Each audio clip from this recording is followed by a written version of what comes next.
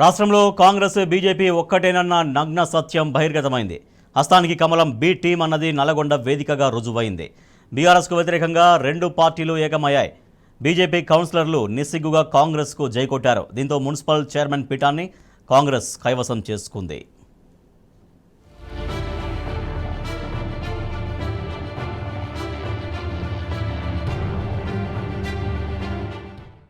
కాంగ్రెస్ బీజేపీలు బరితెగించాయి. రాష్ట్రంలో రెండు పార్టీలు ఒక్కటేనని మరోసారి నిరూపించాయి. గతంలో జరిగిన పలు ఎన్నికల్లో బీఆర్ఎస్ కు వ్యతిరేకంగా ఏకమైన ఈ రెండు జాతీయ పార్టీలు తాజాగా ఆ దోస్తీని కొనసాగించాయి. కాంగ్రెస్ కు బీజేపీ బీ టీం అన్న సంగతి నల్గొండ వేదికగా తేలిపోయింది. సిద్ధాంతాలను పక్కనబెట్టి నల్గొండ మున్సిపల్ కౌన్సిల్లో హస్తం కమలం ఒకటయ్యాయి. బీఆర్ఎస్ కు చెందిన మున్సిపల్ చైర్మన్ సైదిరెడ్డికి వ్యతిరేకంగా నిర్వహించిన అవిశ్వాసంలో కాంగ్రెస్ కు బీజేపీ కౌన్సిలర్లు జై కొట్టారు. బీఆర్ఎస్ కు వ్యతిరేకంగా ఓటు వేసి అవిశ్వాస పరీక్షలో కాంగ్రెస్ గెలిచేలా చేశారు.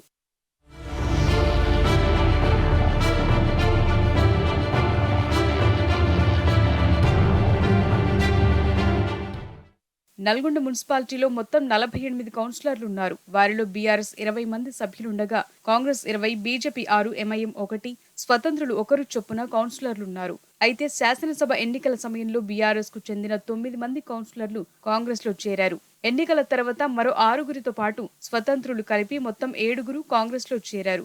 దాంతో మున్సిపాలిటీలో కాంగ్రెస్ బలం 34కు చేరింది. వీరంతా కలిసి చైర్మన్ పై అవిశ్వాసం ప్రకటించారు. కాగా అవిశ్వాస తీర్మానంపై జరిగిన ఓటింగ్లు కాంగ్రెస్ కు 41 ఓట్లు వచ్చాయి. ఇందులో 5గురు బీజేపీ సభ్యులు కూడా ఉన్నారు. సిద్ధాంతాలను పక్కన పెట్టి బీజేపీ కాంగ్రెస్ చేతులు కలపటంపై బీఆర్ఎస్ నేతలు ఆగ్రహం వ్యక్తం చేస్తున్నారు. అధికారం కోసం చిల్లర రాజకీయాలు చేయటం ఏంటని ప్రశ్నిస్తున్నారు. అవిశ్వాసం పెట్టాలంటే ఏమన్నా అవినీతి అక్రమాలు కానీ, అదేవిధంగా నల్గొండ డెవలప్మెంట్ విషయంలో కానీ ఎక్కడైనా అవకతవకలు జరిగితే అవిశ్వాసం పెట్టాలి తప్ప ఈరోజు నల్గొండలో బీఆర్ఎస్ పార్టీ బీఫామ్ మీద గెలిచినటువంటి కొందరు నాయకులు ఈరోజు డబ్బులకు అమ్ముడుపోయి ఈరోజు కాంగ్రెస్ పార్టీలో చేరి ఈరోజు అవిశ్వాస తీర్మానాన్ని పెట్టడం జరిగింది. ఎందుకంటే గతంలో ఈ నాయకులు ఎక్కడ ఏ పార్టీ అధికారంలో ఉంటే ఆ పార్టీలో చేరుతున్నటువంటి నాయకులు గతంలో కాంగ్రెస్ పార్టీలో ఉండి కోమటిరెడ్డి వెంకటరెడ్డి గారు వెంట తిరిగి అక్కడ ఓడిపోగానే వెంటనే బీఆర్ఎస్ పార్టీలో చేరి భూపాల్ రెడ్డి గారి దగ్గర బీఫామ్లు తీసుకొని మళ్ళీ ఇక్కడ గెలిచి మళ్ళీ అక్కడ గెలవగానే మళ్ళీ అక్కడ పోయినటువంటి పరిస్థితి.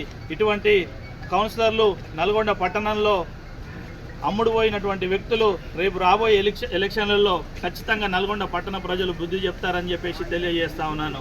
బీజేపీ సహకరించడంతో ఎక్స్ అఫిషియో ఓటు వినియోగించుకోకుండానే నల్గొండ మున్సిపల్ చైర్మన్ పీఠాన్ని కాంగ్రెస్ కైవసం చేసుకుంది. అటు బీఆర్ఎస్ విప్ జారీ చేసిన నేపథ్యంలో ఆ పార్టీ నుంచి గెలిచిన 15 మంది కౌన్సిలర్లకు పదవీగండం ఏర్పడనుంది.